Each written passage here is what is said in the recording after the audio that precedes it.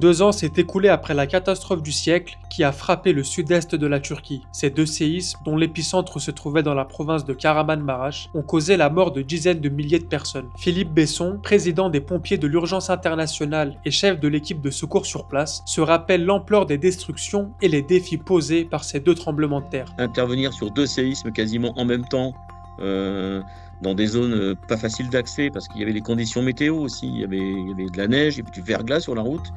Il faisait un froid, on a eu jusqu'à moins 15 degrés, et ça retardait en fait les secours parce que même les personnels et les secouristes de Afad ont été directement frappés par le séisme. Ils ont perdu des secouristes, ils ont perdu du matériel, et donc ça c'est venu en fait amplifier la gravité.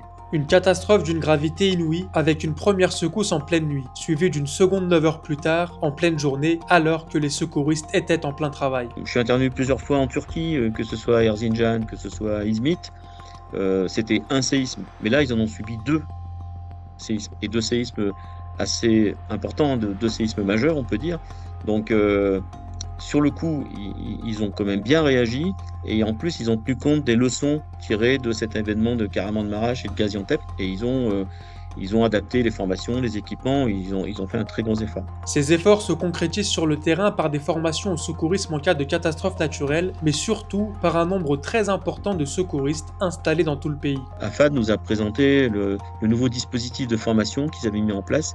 Donc ils sont en train de former quasiment des centaines de nouvelles équipes de sauvetage en Turquie, réparties sur toute la Turquie. Ils nous ont présenté, je ne me souviens plus le chiffre, mais c'était considérable. On s'est dit, oula, on n'a jamais vu ça, hein, un tel effort de formation, d'équipement, de centaines d'équipes réparties sur toute la Turquie pour pouvoir faire face à une catastrophe de ce type.